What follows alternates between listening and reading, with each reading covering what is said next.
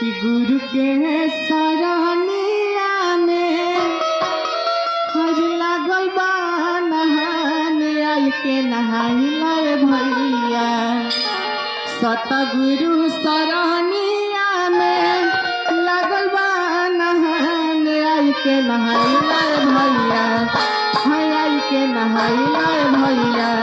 सतगुरु से लेके ब्रह्म ज्ञान जिंदगी बनाइले भैया।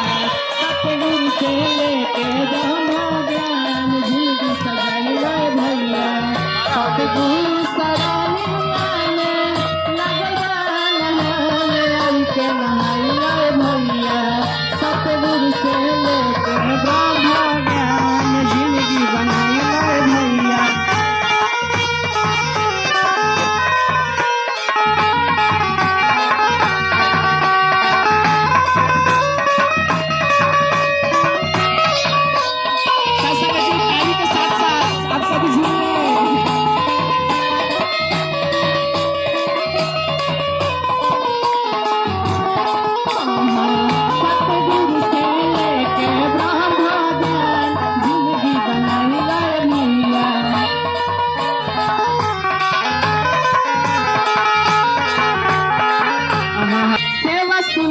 सत संग के बहुतावे धारा हो।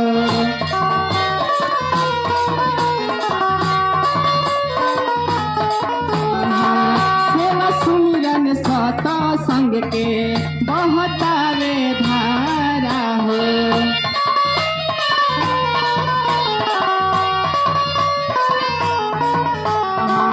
ज्ञान करम से होइब भव से किनारा हो।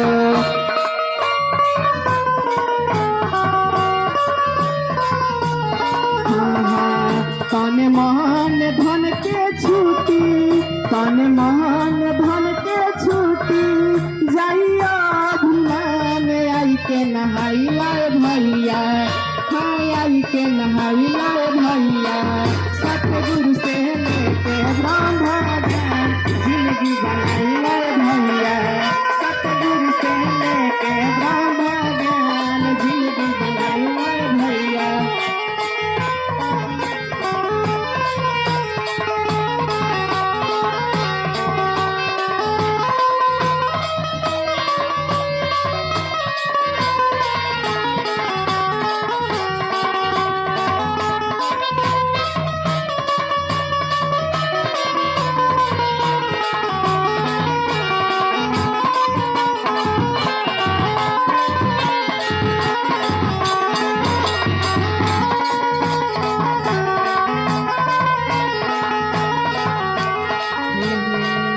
नफरत बैर वाली टूटी है दीवारिया हो।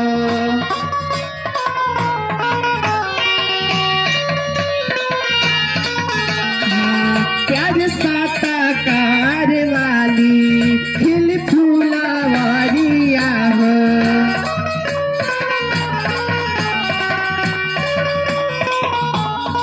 जी सदगुरु का मुस्कान देखकर एक छोटी सी याद आ रही है कि हर रोग का इलाज नहीं होता है दवा खाने में।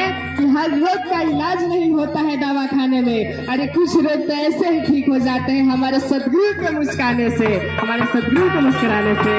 कि आई के नहाइले भैया। सतगुरु से लेके ब्रह्म ज्ञान जिंदगी बनाइले भैया।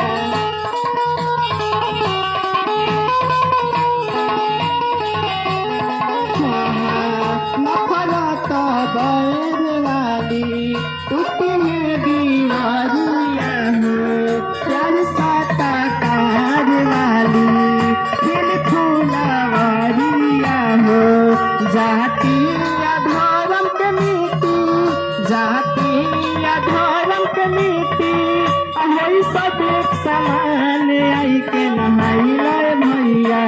सतगुरु से लेके ब्रह्म ज्ञान जिंदगी बनाइले भैया। सतगुरु से लेके ब्रह्म ज्ञान जिंदगी बनाइले भैया। सतगुरु से लेके ब्रह्म ज्ञान जिंदगी बनाइले भैया।